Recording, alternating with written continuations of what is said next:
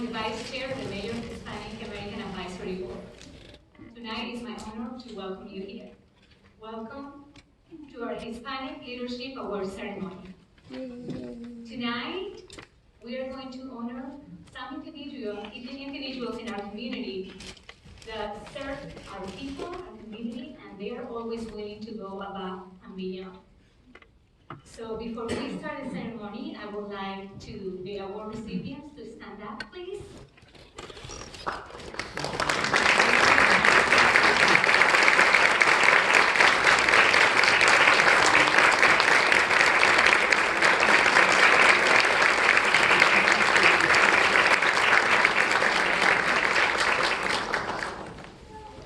On behalf of the Mayor of Hispanic Advisory Board, I extend a warm welcome to each one of you and congratulate each one of you and your families and those that have the opportunity to receive the services that you offer to the community. We are proud of you, of your achievements, and the difference that you make every day. And now it is my pleasure to introduce to you Jenny Silva. She will be leading the festivities tonight, and she is the chair of the Hispanic Advisory Board.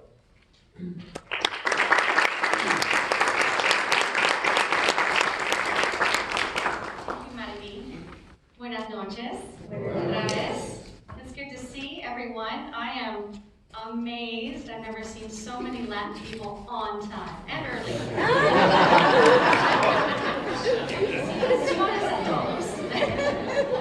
It is my distinct honor and pleasure to welcome everybody here tonight at the 2019 Mayor's Hispanic Leadership Awards. It is our honor as board members, as appointed members for the mayor, to really recognize some of the contributions, leadership, and wonderful opportunities that you all have opened up to the community, and some special. So we are very thrilled to honor you tonight. I'd like to at least start by honoring my board members. If you could please rise and be honored. And if you were a board member formerly, you could please rise.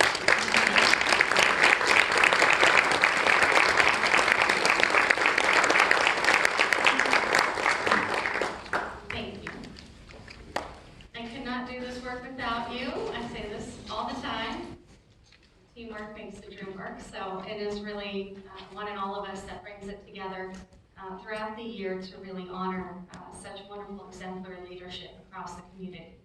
I'd also like to thank the mayor's office and his team. I know some of them are still here in the back. If you could please rise. The mayor's team in the back.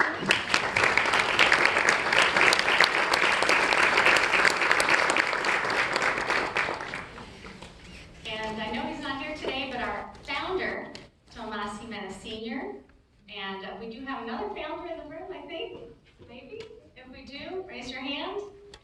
If not, we are with you and thankful to you for leading us through the initiatives and some of the work that we have grown to really appreciate and the foundation that you have built for our board and going forward. So thank you to our founders. I'd like to thank our sponsors. We have a wonderful list of sponsors this year, so I'm just going to thank them one by one.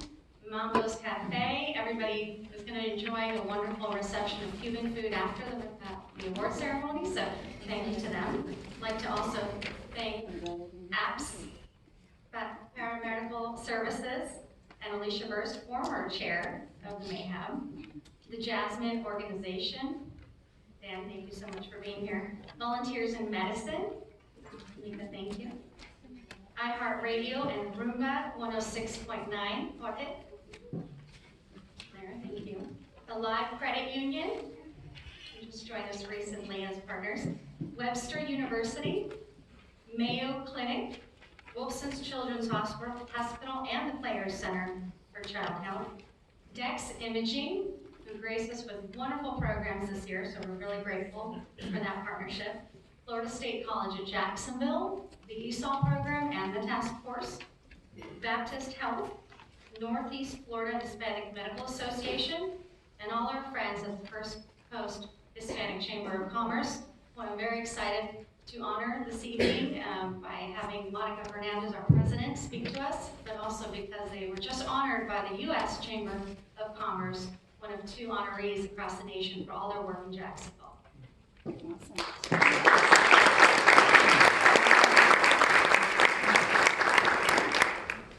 is now my honor to welcome our dear friend, Dr. Charles Moreland, who everyone knows as a wonderful liaison to the mayor as Director of Community Affairs. He has devoted his life to public service and is a distinguished leader in Jacksonville.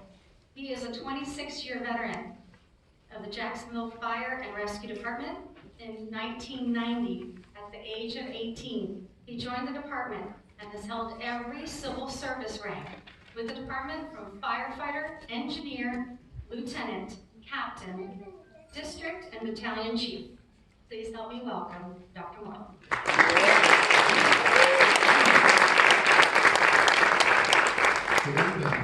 Good evening.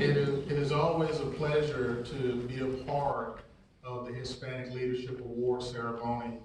I often say to myself, you're getting older. Every time you come, you're a year older. So just want to say thank you for having me, Jennifer, for reaching out and asking me to participate. So, because it is my pleasure to be here on behalf of our mayor, to join and recognize outstanding leaders that are in this room. And you know, these leaders, the individuals that are being recognized tonight, are recognized for many different things: business, education, community service, advocacy, and many more. But they all have the same goal as I did, and that is to make our city a better place to live, work, and play, to raise a family, to be stronger as a community. And that's what we have in common. That's the thread that holds every one of us together. So we're deeply grateful and very happy to support the Hispanic Leadership, the Hispanic Advisory Council that the mayor has here in the city. You all do a tremendous amount of work, and we recognize it. And I enjoy participating in all the festivities that I hear about. I enjoy just connecting with you and being a part of such a great organization. Tonight would not be possible, and it's important that we acknowledge the Mayor's Hispanic American Advisory Board and its team, the chair, the board, and the staff, our city staff that was just spoken about here a little bit ago. Thank you all for your leadership. It takes leadership to run any organization. It takes leadership to see a vision, mission, and strategic guidance and see it through. And it's because of the people in this room, the ones that have taken the lead, that these activities like this tonight is possible. So since this board has been formed in 1998, it seems like a very long time ago, it has served as an important resource and advocate for issues facing Jacksonville Hispanic community. And one of those things that are facing the Hispanic community that we must hit on tonight, and Victor will be talking about it, is the census. There is a huge push that will be made by our city. I'll be coming around speaking at different boards, and the census is one. Everybody needs to be counted.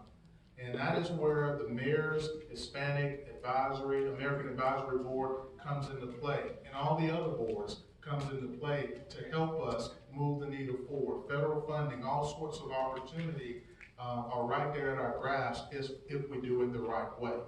So I will tell you, we need you, we support you, and we certainly look forward to having an additional conversation in regards to that. So stay on the lookout for that. That's an advocacy that you can provide in the Hispanic community to ensure that everyone is counted. I want to thank the chair again and everyone for your support. Thank you for being here. I'm so proud of the leadership here, and I'll leave you with this. Service above self.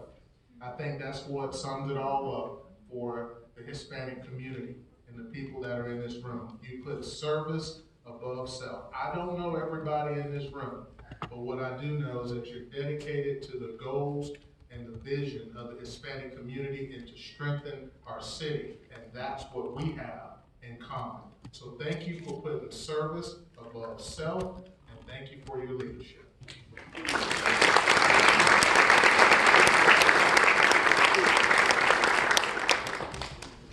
You don't want me to go anywhere. Just a token of our Thank you very much.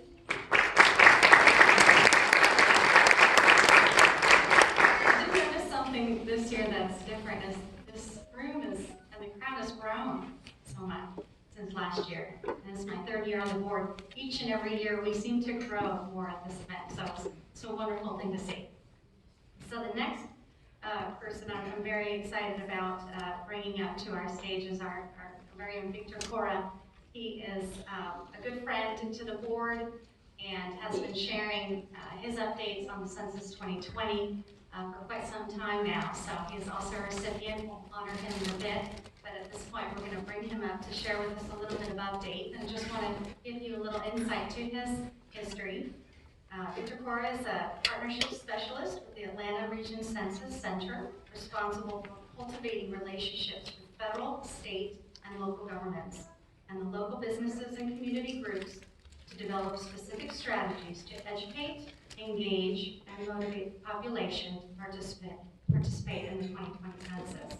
Victor is a native of New York City and of Puerto Rican descent who came to Jacksonville by orders of the U.S. Navy more than 3 decades ago.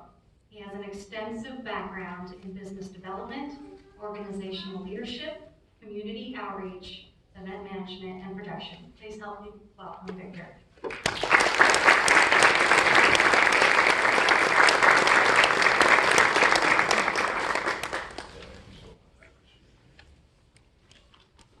Good evening. Y para que no estén seguros, buenas noches. Sí, tenemos que practicar de vez en cuando. Wow. Who would have thought 35 years ago when I got assigned to Jacksonville, there was a few more people than we have here in this room. And when I would go to the only Walmart that we had on San Jose in 295, and I would hear people speak Spanish a couple of hours down, we would run over there because it was just so warming and inviting. We would take them home and feed them, and that's how the community kind of started going. But I can't do that now. We've grown so much, and like Mr. Morton was saying, the census is coming. It's very important. We only get to do it every 10 years. We've been doing this in 1790. For those of us who don't know, it's mandated by the Constitution, Article 1, Section 2 of the Constitution. This isn't something that just started. And everybody has to be counted because our federal funding and our representation depends on the population. We have a saying in the census that the money follows the numbers. We can have all the need in the world, but if we do not have the numbers, we're not going to get the proper funding that we need for the roads, for our schools, for our hospitals. When you call 911 and JFRD shows up, or JSO shows up, that's all taken care of because of the population. Jacksonville is a booming city.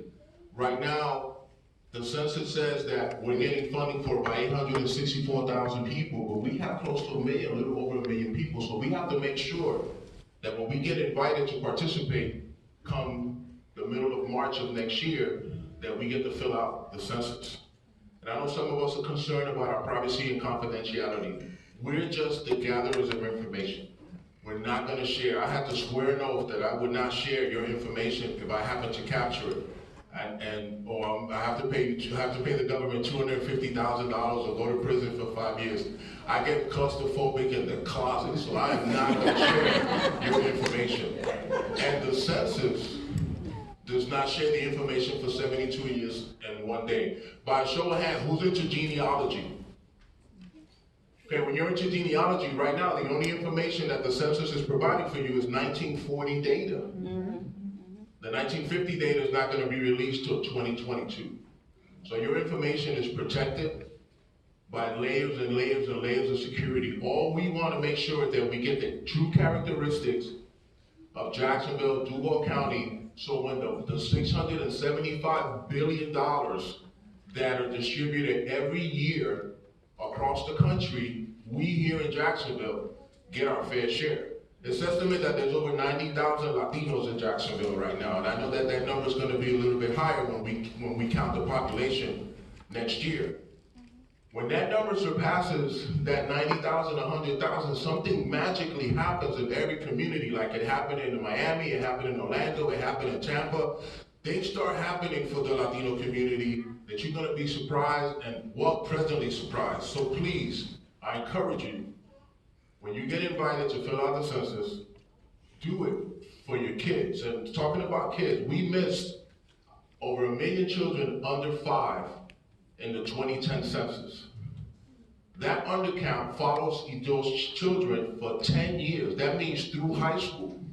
Overcrowded classrooms, not enough teachers, dilapidated schools, lunch programs, insurance, you name it. It's a laundry list of programs that get affected when our kids are undercounted. Do it for your children. Make sure that when we get invited to participate in the census, we do it. And we're also hiring, ladies and gentlemen. Take your pens out.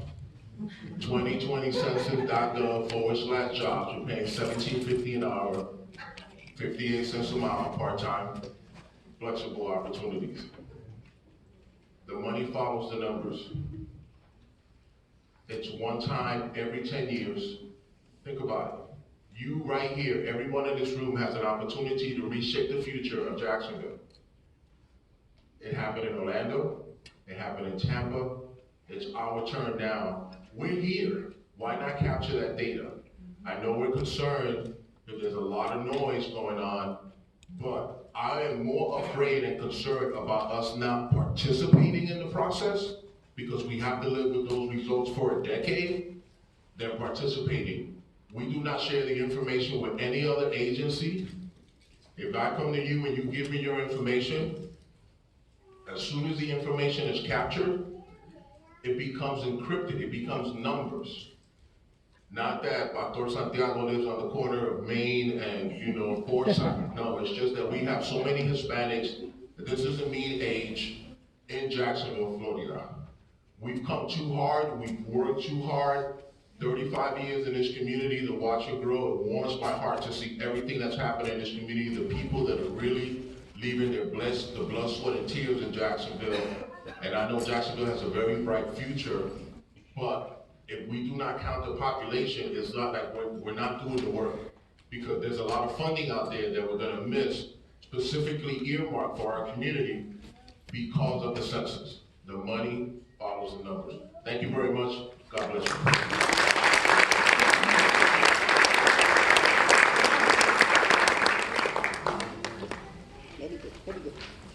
This next guest is a wonderful partner, and we've established some great work already. We're really excited about the future of what the First Coast Chamber of Hispanic Commerce is doing, not only for our community, but all throughout North Florida. So please help me welcome Monica Hernandez.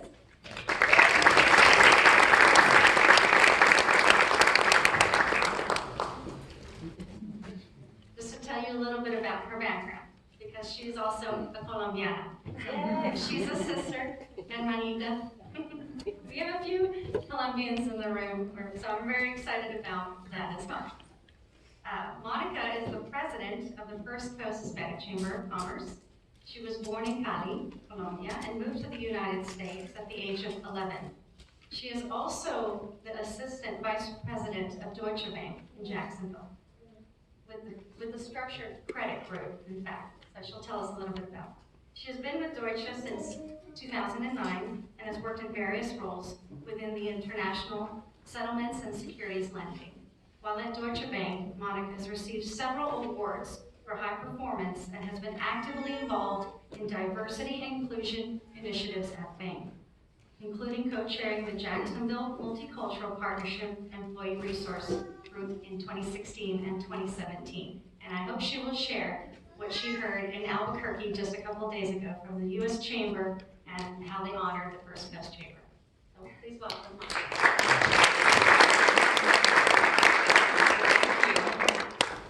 Buenas noches. Good evening, everyone. Well, thank you, Jenny. Thank you to the board for allowing me to speak tonight and representing the First Coast Hispanic Chamber of Commerce. Personally, as you guys have heard, being involved in the community means a lot to me. It is important, and it is really the reason why I volunteer my time with the First Coast Hispanic Chamber of Commerce. Together, both organizations continue to work towards our Hispanic community and the community at large. And tonight, on behalf of the First Coast Hispanic Chamber of Commerce, I'd like to congratulate the recipients for being recognized for the commitment and dedication that you give on a day-to-day basis. So thank you so much. You are really an example to follow. And what I will ask is as you continue to volunteer your time, please encourage others to join you and serve in this wonderful community that we all call home. Every little bit counts, so please just continue to do so. And I'd like to conclude fairly quick with a quote. As you grow older, you will discover that you have two hands, one for helping yourself and the other one for helping others. And I am here today as an example for someone that made a hand. So thank you, and again, congratulations to the recipients, and congratulations to the honorees, and to Mayhem for all your help. Thank you.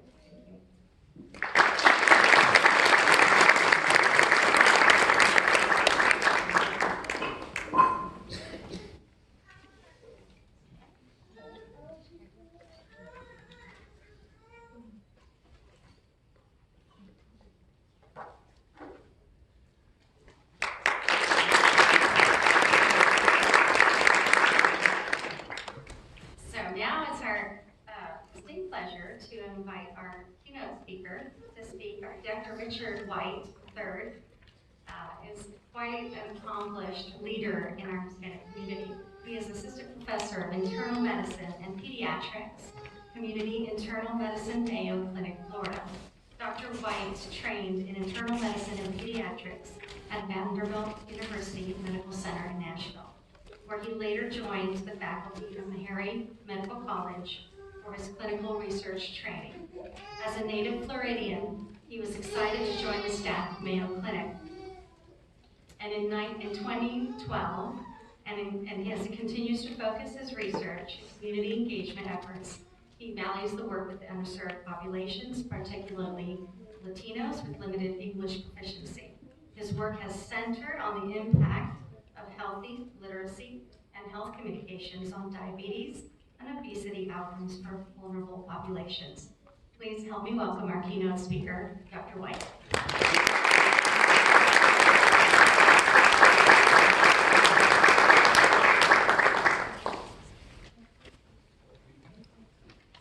Buenas noches. So first note to self is I need to shorten my bio. First of all, I want to just thank the mayor. Thank you to Jennifer and to all of the leadership and the staff on Mayhem for organizing this wonderful night tonight. Why are we here? We're here to honor, to recognize, and to thank a group of very special individuals whose passion, their commitment, and love for our Hispanic community is so clear. They've been nominated by their peers, and I believe that they all exemplify many of the qualities that we should aspire in our own individual, God-given spheres of influence. I'm so honored to be here tonight with you all, and thankful that I've been asked to share with you just a few thoughts on my own path, from my own experience, and my journey towards what I'm going to refer to tonight as servant leadership. No soy hispano, pero sí tengo corazón hispano. No solamente corazón hispano, pero bien colombiano. Mi esposa Rosmira, quien está acompañándome hoy en la noche, está aquí con mi hija Rachel, es de Colombia. Y Dios nos ha bendecido con el privilegio de criar dos hijos preciosos y con la responsabilidad de criarlos en un hogar bilingüe, bicultural y también un hogar lleno de amor y perseverancia. So what I would like to share with you all tonight, based upon that, are really two concepts, two ideas that have really sort of marked my path and have brought us to where we are currently in our life and in our journey.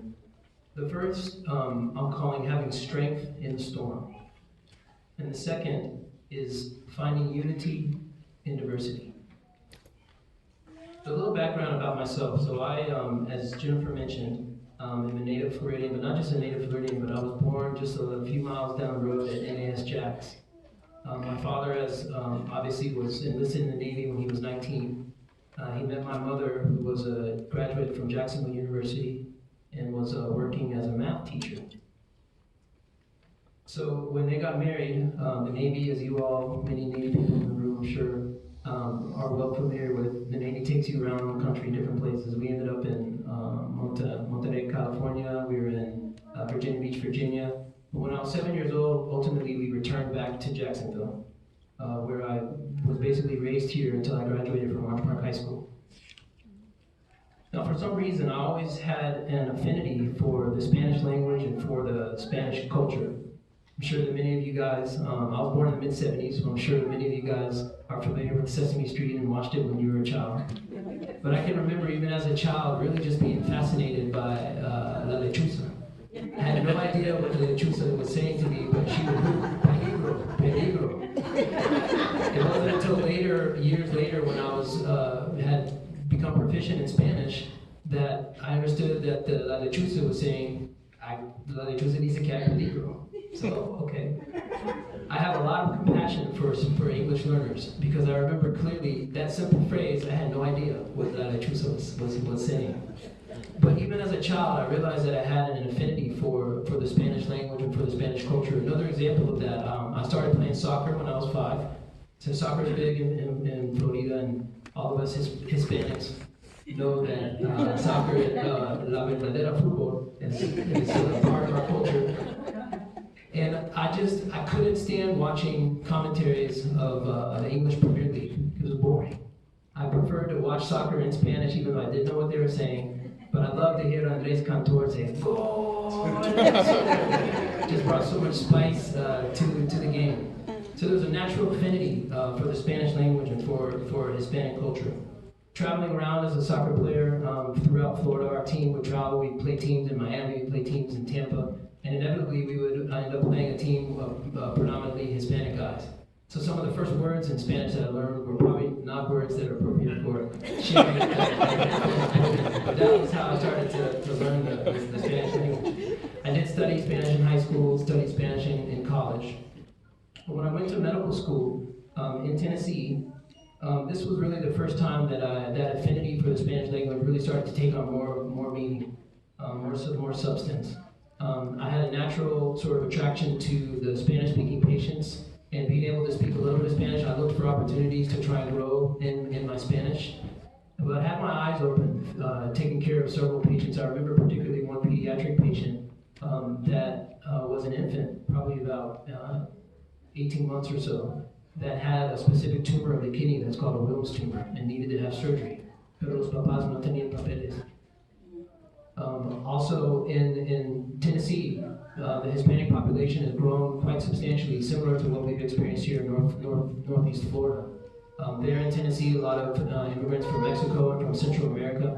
But my eyes were open to realize that there were unique challenges that our Hispanic community there was facing. We would hear rumors of ICE raids that would take place among the day laborers who would gather at a certain location to look for work. And just seeing the specific challenges that a lot of the Hispanics in our community there were facing in terms of their health really opened my eyes to the need for addressing health disparities. And so I started to dedicate my career, my passion towards investigating and helping the Hispanic community address some of their healthcare needs. When I learned that my church that I was attending in Tennessee, in Nashville, was starting a Hispanic congregation, I immediately signed up to try and help and do what I could. The pastor was a gringo like me from Minnesota, but his wife was Honduran, and they had pastored for 12 years in Costa Rica.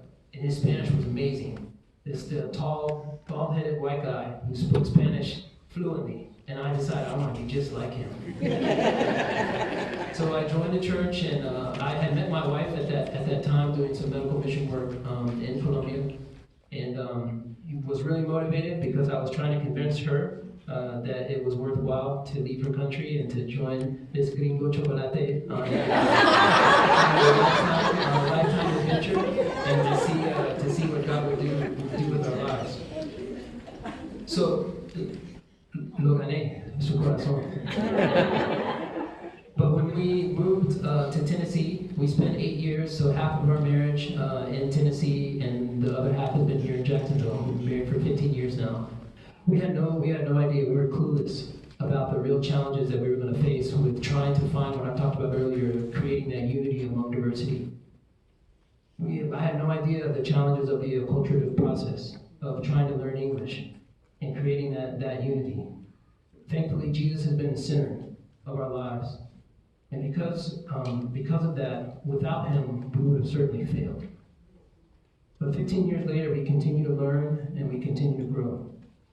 With God's help, I've learned to conquer storms of fear, internalized stigma, internalized racism, and this bizarre mix of pride and insecurity. But surrender and faith have marked my path towards healing and freedom. So I'd like to leave you all tonight with some attributes that I think an effective Hispanic servant leader embodies. One, they believe. They're secure in their calling. They're able to see how things ought to be, not just how things are. And they use this faith to bring about positive change. Number two, they remember. All of us in this room, we stand on the shoulders of others, many of whom have made significant sacrifices to open doors and to propel us forward as individuals. Number three, they affirm. With eyes looking forward, but also looking around and beside them, they share what they've learned. They mentor. They build others up, encouraging, loving, and inspiring those that they lead. And lastly, effective Hispanic servant leaders, they persevere. No matter the circumstances, they fix their eyes on their goal. Unity among diversity is the cry of their heart, as they envision a community where all of us have the best chance to become all that God has created us to be. So quería dejarle con estos pensamientos. Quiero agradecerles por la gran oportunidad de honrar a estas maravillosas personas. Es un honor servirles. Yo los conozco varios de ellos personalmente. He tenido el privilegio de trabajar con ellos en intentar impactar nuestra comunidad hispana. En la Biblia dice que el enemigo viene para robar y destruir. Pero Jesús decía que yo he venido para darles vida y vida en abundancia. Entonces mi deseo es para que cada uno de nosotros dejamos que esta vida en abundancia brille en nuestro corazón, para que podamos tener un impacto positivo y de largo plazo en nuestra comunidad hispana. Dios les bendiga y gracias.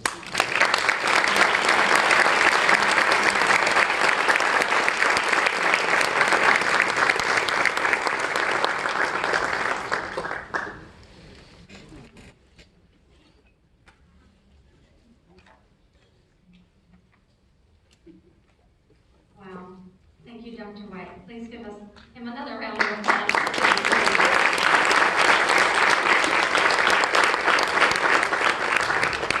That was a truly touching speech, and I know it hits at the heart of so many of us, where we're always trying to join each other's forces and voices as we connect to one another across the community. For some of us, we are first generation. For some of us, we've been here a little longer, and for some of us, it's just the first time. You know, we've just been in the United States for a few years. But wherever we land together. And so that feeling of faith and connectivity is so important as we grow in our own leadership, but as we do it together as the Hispanic community grows, but also joins with other communities in Jacksonville. So thank you again, Dr. White.